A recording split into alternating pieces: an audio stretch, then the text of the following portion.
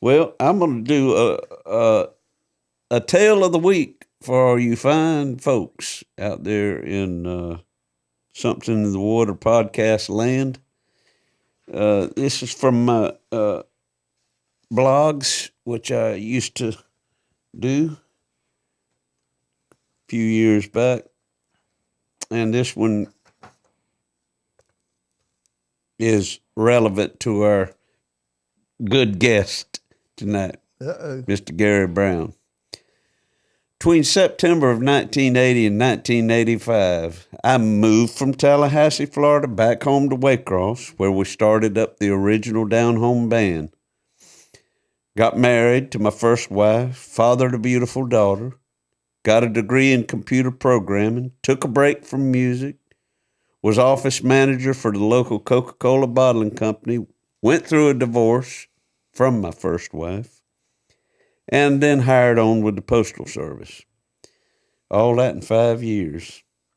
3 months into my mail sorting career, I formed a new band with Joe Shear, John Randall Smith, Phillip Walker, and sound man Ricky Taylor.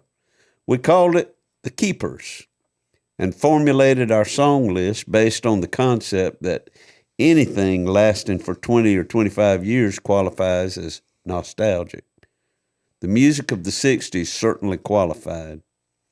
It was music that we grew up listening to as kids, like Devil with a Blue Dress On, Good Golly Miss Molly by Mitch Ryder and the Detroit Wheels, who back in the 60s played the Waycross City Auditorium, snubbed the audience by cutting their performance short, only to find that the tires on their traveling vehicle had been cut as well.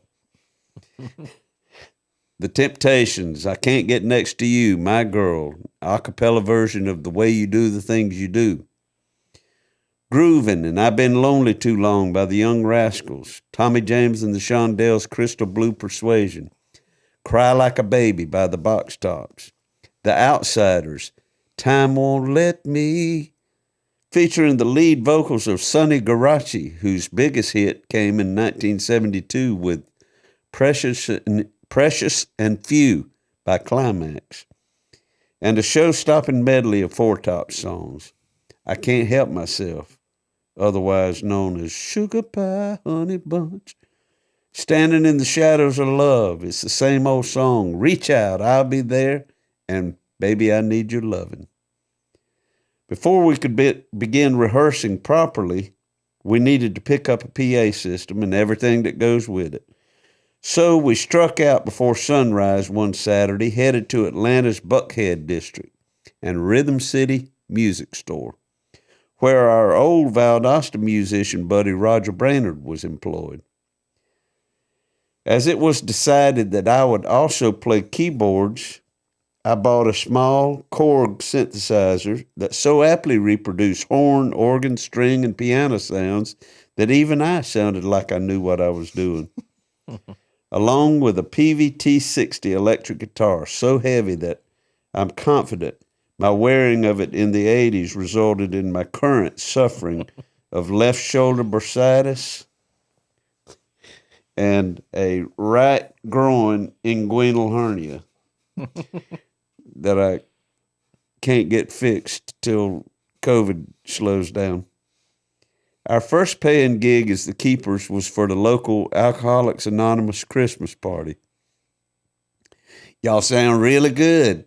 Coming out of the mouth of a sober person carries a whole lot more weight than that of somebody who's been drinking peppermint schnapps for 2 hours straight. Yeah. Old Schnapps would be impressed if you just broke a guitar string or sang a little sharp on Sharp Dressed Man. As in all the bands I've ever played in, the Keepers had to go through several personnel changes, the first being the loss of our bass player, Phillip Walker. We quickly found a replacement in a local Kirby vacuum cleaner salesman by the name of Napoleon Williams, who was not quite the singer Phillip was, but still we turned him loose once a night on Jackie Wilson's Your Love Keep Lifting Me Higher and Higher. And Napoleon, there he is, right there. Yeah. He's right there on the right. That's John Smith, myself, Joe Shear, and Napoleon. Napoleon, he always sang that line in the Higher and Higher was, disappointment was my closest friend. He always sang it, disappointed. Disappointed was my closest friend. and he would sing backup because harmony on the Eagles' Best of My Love, because we didn't have enough people to cover the parts, so we'd push him into service, You got the best of my love. You got the best of my love. He was not a natural vocalist like our former bass player was. We qualified as nostalgic ourselves by the mid-'80s, having played in a lot of places, sometimes with famous or near-famous people. Napoleon's credentials were as tight as a tutu on a 200-pound ballerina. His earlier work was with the touring version of Cornelius Brothers and Sister Rose, a popular early 70s vocal group from Dania Beach, Florida, with a couple of big hits, Treat Her Like a Lady and Too Late to Turn Back Now. Eventually, Napoleon's superb vacuum cleaner salesmanship led him away to Valdosta. So we called up our old bass player from the mid-'70s group Down Home, T. Wayne Scarborough. My daddy, as a boy, used to live in a big wooden 2-story house on the corner of Lee Avenue and Hicks Street in Waycross. Years later, it became a Dodge dealership, and by 1986, it was known as Christopher's, a nightclub run by Jerry Saunders. The Keepers were the first band to play the new club. The crowds were steady and supportive, so with a crowbar and a sledgehammer, Jerry Saunders knocked down a dividing wall, opening the place up into a 60s replica bar room with a black and white tile dance floor and surrounding booths sculpted in red naugahyde. Drummer John Randall Smith left the group soon after, paving the way for drummer and multi-instrumentalist, that guy, Gary Brown, original keyboard player for Waycross band The Wall of Sound. The new lineup carried on, playing Emmeline and Hesse's Dockside Restaurant on St. Simon's Island, the Douglas Country Club, and maybe a goat roping or a frog gigging.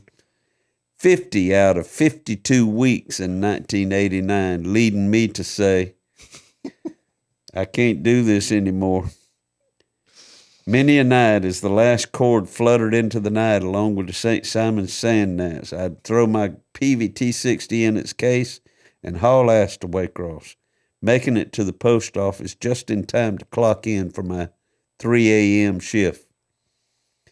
That schedule took its toll on me physically and emotionally as I watched my second marriage turn into my second divorce. Terry Pender, local keyboardist, saxophonist, and fine songwriter, took my place in the Keepers. And adding Rita McDaniel on vocals and percussion, that group went on for another 13 years. That's some pretty good longevity for a band, right up there with the Bee Gees. Damn sure lasted longer than my first 2 marriages put together.